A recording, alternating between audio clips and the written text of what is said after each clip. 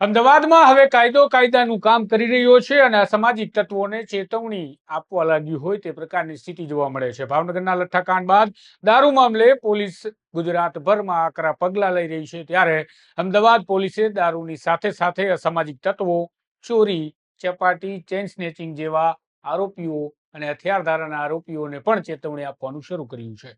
છેલ્લા 3 દિવસની અંદર ડ્રાઈવ ચાલી તેના પણ આંકડા ખૂબ મોટા સામે આવ્યા છે. પોલીસની કાર્યવાહીના સાથે સાથે તાજેતરમાં જ કેટલાય લોકોની સામે પાસાનું શસ્ત્ર પણ ઉગાવવામાં આવ્યું છે, જે પાસાનું શસ્ત્ર એક સંદેશ આપે છે અસામાજિક તત્વોને કે અમદાવાદની અંદર કાયદો અને વ્યવસ્થા વિખવાનું જો કોઈ કામ કરશે તો તેના માટે ગુજરાતની જેલ તૈયાર છે. વિગતે વાત કરીએ આજે અમદાવાદ શહેરના પોલીસ કમિશનર ગહેલોતે શું વાત કરી તેના વિશે. નમસ્કાર, હું છું આપની સાથે તુષાર બસિયા. આપ જોઈ રહ્યા છો સ્વમાન. અમદાવાદ શહેરના પોલીસ કમિશનર અનુપમસિંહ ગહેલોત આજે પત્રકારો સાથે વાર્તાલાપ કરી રહ્યા હતા. વાર્તાલાપ દરમિયાન તેમણે પોલીસે કરેલી કાર્યવાહીનો એક ચિતાર આપવાનો પ્રયાસ કર્યો. આજે અમદાવાદ શહેર પોલીસ કમિશનરે પત્રકારોને જણાવ્યું કે અમદાવાદ શહેરમાં તારીખ 18 થી 21 ઓગસ્ટ દરમિયાન 3 દિવસ જે ડ્રાઈવ ચલાવવામાં આવી હતી તેમાં માત્ર પ્રોહિબિશનના 476 કેસ દાખલ કરવામાં આવ્યા. 476 કેસ પ્રોહિબિશનના દાખલ કરવામાં આવ્યા. વિચારો, આંકડો ખૂબ મોટો છે. અને આ ડ્રાઈવ દરમિયાન ઇંગ્લિશ દારૂના 80 લાખ રૂપિયાના મુદ્દામાલને ઝડપી પાડવામાં આવ્યો અને સાથે 9 લાખ રૂપિયાના દેશી દારૂના મુદ્દામાલને ઝડપી પાડવામાં આવ્યો. અને તે ડ્રાઈવ અંતર્ગત 7 આરોપીઓને પાસા હેઠળ ધકેલવામાં આવ્યા. અને આ 3 દિવસની જ કાર્યવાહીની વાત છે.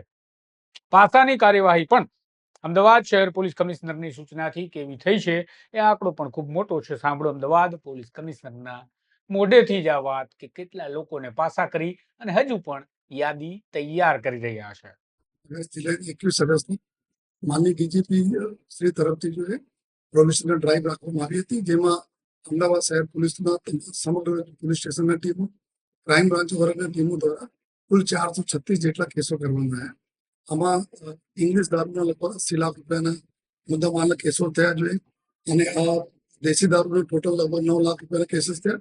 ટોટલ 88 લાખ રૂપિયાના મુદ્દામાલ જપ્ત કરવામાં આવ્યા.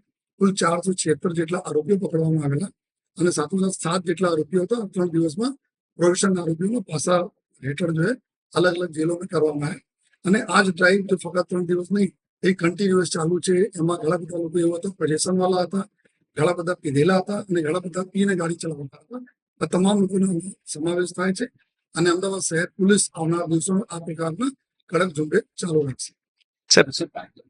પરિસ્થિતિ જાળવવા છેલ્લા કેટલાય સમયથી જે પાસા અને કવચ ઉપાડવામાં આવ્યું છે, પાસાની કામગીરી કયા પ્રકારની રહી છે?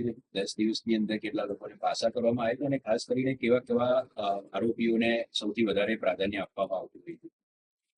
આપણા શહેરમાં કાયદા અને વ્યવસ્થા સારી રીતે જળવાય, લોકોનો બી એક ભરોસા બેઠે, એના ધ્યાનમાં રાખીને જેટલા બી એન્ટી સોશિયલ સેન્ટિમેન્ટ હોય, અલગ અલગ કોઈ મારામારી, શરીર સંબંધી ગુના કરતા હોય, એના વિરુદ્ધ લગભગ છેલ્લા 10 દિવસમાં 41 જેટલા લોકોના પાસા કરવામાં આવેલા છે, જેમાં શરીર સંબંધી વાળા 9 લોકોમાં સમાવેશ થાય છે.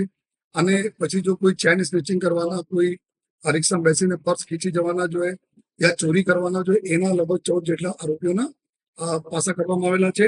અને સાથોસાથ જો બુટલેગર છે તો છેલ્લા 10 દિવસમાં 18 જેટલા બુટલેગરો ઉપર જો પાસાના કાર્યવાહી કરવામાં આવી છે અને એના રાજ્યના અલગ અલગ ભુજ જેલ, સુરત જેલ અને રાજકોટ વિવિધ જેલોમાં મોકલવામાં આવેલા છે.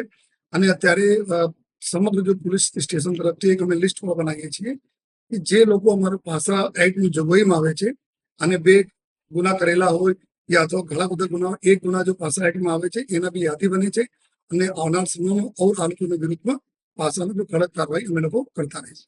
તો તમે સાંભળ્યું એ પ્રકારે છેલ્લા લગભગ 10-12 દિવસની અંદર 41 લોકોને પાસા હેઠળ ધકેલવામાં આવ્યા છે. પાસાનો આ કાયદો prevention of anti social activities act તરીકે આપણે ઓળખીએ છીએ. એટલે કે અસામાજિક તત્વો, ગેરકાનૂની કામ કરતા તત્વોને ડામવા માટે આ પાસા એક્ટ લાવવામાં આવ્યો. તેના હેઠળ 41 લોકોની અત્યાર સુધી અટકાયત કરી તેમને જેલ હવાલે કરી દેવામાં આવ્યા છે. જ્યારે કે અમદાવાદ શહેર પોલીસ કમિશનરનું કહેવું છે કે હજુ પણ પાસાની યાદી બની રહી છે.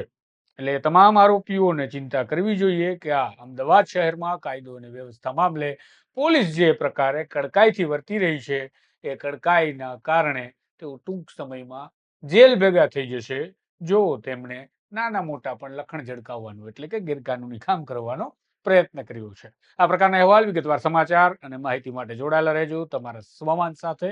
નમસ્કાર.